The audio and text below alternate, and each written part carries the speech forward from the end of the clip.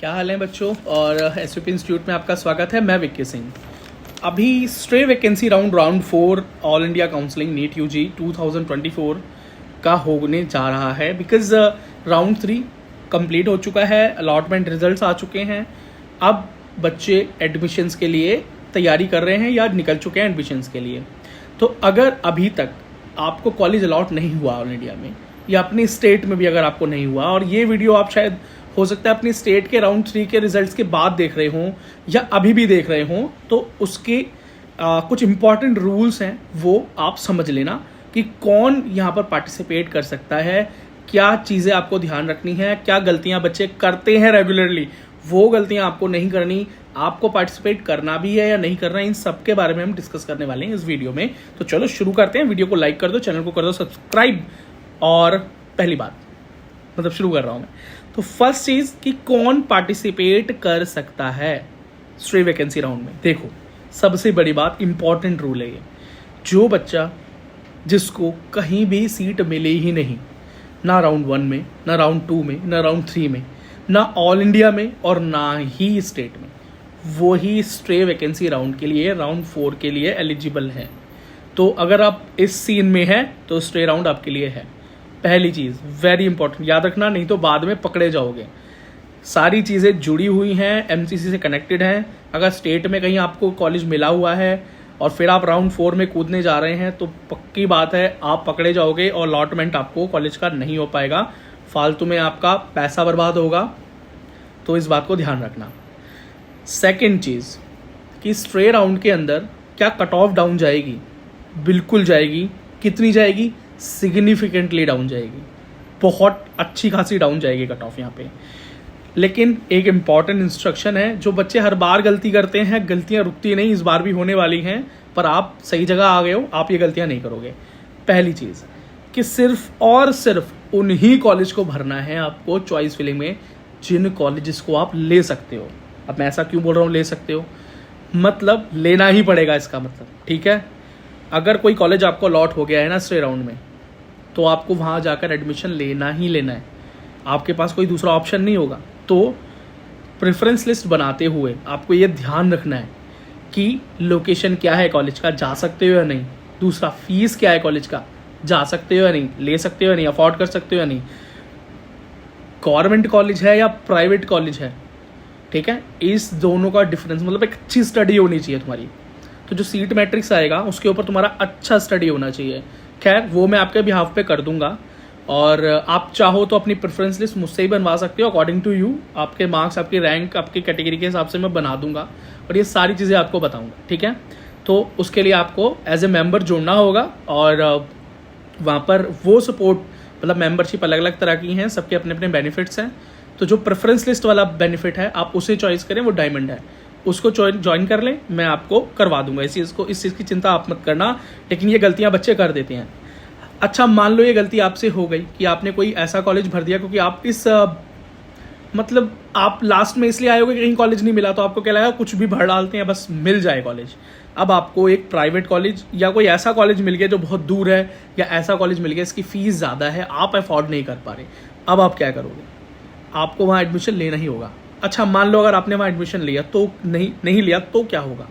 तो ये होगा कि आप इस साल तो नीट से बैन हो ही जाएंगे, अगले साल भी, मतलब नीट 2025, मतलब 2025 में भी एडमिशन नहीं ले पाओगे आप, समझ गए। और ना ही स्टेट में ले पाओगे, ना ही ऑल इंडिया में, दोनों तरफ से बैन हो जाओगे। इसे एमसीसी एक सीरियस क्राइम मानता है कि आप एक ऐसे राउंड में आए हो जहाँ पर बस कोई भी, मतलब अगर सीट मिल रही है तो उसे वैकेंट नहीं छोड़ना है, बस तो आपको ले लेना है। और आपको कोई कॉलेज मिला और आपने लिया नहीं, अच्छा नहीं लिया तो क्या हुआ? वैसे अभी तक भी तो नहीं लिया था, जैसे राउंड 1 में भी छोड़ दिया, राउंड 2 में भी छोड़ दिया, है ना, ऐसे बच्चे ने किया है। और राउंड 3 में भी कुछ बच्चे छोड़ देंगे अपने स्टेट में लेने के लिए, तो फिर वो चीज़ें वहाँ लागू क्यों नहीं होती? यहीं पर सीट छोड़ने को बड़ा क्राइम क्यों मानते हैं? वो ऐसा है कि अभी तक एमसीसी पर एक ऑप्शन था कि आपने कोई सीट छोड़ दी राउंड 1 में तो राउंड 2 में चली गई, राउंड 2 में मिली छोड़ दी, राउंड 3 में चली गई, राउंड 3 में मिली छोड़ दी तो राउंड 4 में चली गई। लेकिन राउंड 4 के बाद तो कोई राउंड होता नहीं है। तो अभी जो सीट छोड़ देगा कोई बच्चा, ठीक है, मिली हुई सीट अगर कोई बच्चा छोड़ देगा, तो वो पूरे साल के लिए, समझ रहे हो, एक पूरे साल के लिए वो वैकेंट हो गई, वो हमेशा के लिए सीट वैकेंट हो गई। आपने किसी एक बच्चे की सीट को हमेशा के लिए वैकेंट कर दिया, उसके करियर को आप खा गए। ये गलती कर दी आपने, क्योंकि अगर आपको नहीं मिलता तो किसी को तो मिलता। अब ऐसा तो है नहीं यहाँ बच्चे पार्टिसिपेट नहीं करेंगे, बच्चे पार्टिसिपेट करेंगे। आपको मिला, आपने नहीं लिया तो किसी को तो मिलता, अब किसी और को मिलेगा ही नहीं, क्योंकि यहाँ तो ना अपग्रेड है और ना ही कोई सेकंड राउंड है, मतलब इसके बाद कोई राउंड ही नहीं है। तो ये एक सीरियस क्राइम है और उसकी सज़ा भी है जो मैंने आपको बता दी। और सिक्योरिटी अमाउंट आपका जाएगा तो जाएगा ही, ठीक है ना। अब तो मैं डरा नहीं रहा हूँ, देखो रूल्स क्लियर होने चाहिए, चीज़ें आपको पता होनी चाहिए, तो इसलिए इतनी चीज़ें तो ध्यान रखनी ही पड़ेंगी।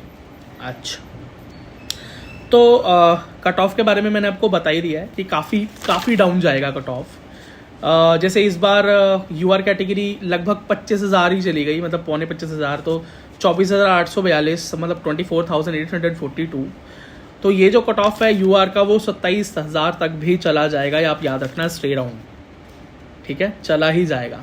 लगभग 500 के आसपास सीट्स आने का अनुमान है, जो कि गलत नहीं होगा, आप देखना, क्योंकि इतनी सीट्स तो हैं ऑलरेडी जो आएंगी ही। तो एक अच्छी अपॉर्चुनिटी होने वाली है आपके पास स्टे राउंड में। तो जो बच्चे हैं कट ऑफ्स के अकॉर्डिंग, और देखो राउंड जो 4 है ना, वो सारे राउंड से अलग होता है, क्योंकि यहाँ पर अंदाज़ा लगाना सीट मैट्रिक्स आए बिना बहुत मुश्किल है। बाकी राउंड्स को आप एक्सपेक्टेशन में ले सकते हो, क्योंकि आपको एक अंदाज़ा होता है कि इतनी सीट्स हो सकती हैं।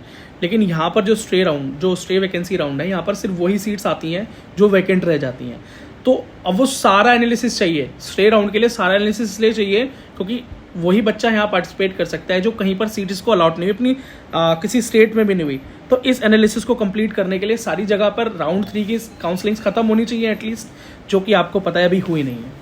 उत्तर प्रदेश, महाराष्ट्र, मध्य प्रदेश, यहाँ सब जगह चल रही है काउंसलिंग। तो अभी जब तक राउंड 3 सारी स्टेट्स के कवर नहीं हो जाते, ख़त्म नहीं हो जाते, तब तक स्टे राउंड का कट ऑफ बताना मुश्किल है, पर जाएगा सिग्निफिकेंटली डाउन। अभी तक मैं गलत नहीं हुआ हूँ, मैं गलत नहीं होऊंगा इस बार भी। और तो अब कॉन्फिडेंटली आए, ठीक है। अगर आप यूआर कैटेगरी से हैं, जनरल कैटेगरी के, मैं नॉर्मल बात बता रहा हूँ, वैसे मैंने सारा एनालिसिस दिया हुआ है एक वीडियो के अंदर, एक शॉर्ट वीडियो डाला है। सो इसके ऊपर और डिटेल्ड वीडियो आती रहेंगी, क्योंकि अब लास्ट राउंड है, इसको पूरे ज़ोर शोर से अब जाने का मेरा प्रोग्राम है। और अभी तक मैं सिर्फ PWD बच्चों की हेल्प की थी मैंने काउंसलिंग में, मतलब प्रेफरेंस लिस्ट बनाने में, और ऑलमोस्ट जितने PWD बच्चे थे मेरे पास वो ज़्यादातर सिलेक्ट हो चुके हैं, सबको कॉलेज मिल चुका है, वो कॉलेज लेने जा रहे हैं या अपने 3rd राउंड में पार्टिसिपेट कर रहे हैं स्टेट के, और वहाँ भी उनको कॉलेज मिलने ही वाला है फॉर श्योर, क्योंकि वो मुझसे जुड़े हुए हैं। सो ये तो वरी की बात ही नहीं है।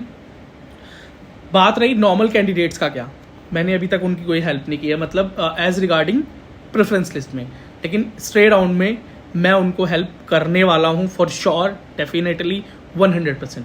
आपको क्या करना है, आपको ज्वाइन करना है इस चैनल को एज ए मेंबर, और प्रेफरेंस लिस्ट वाली मेंबरशिप लेनी है जो कि डायमंड है।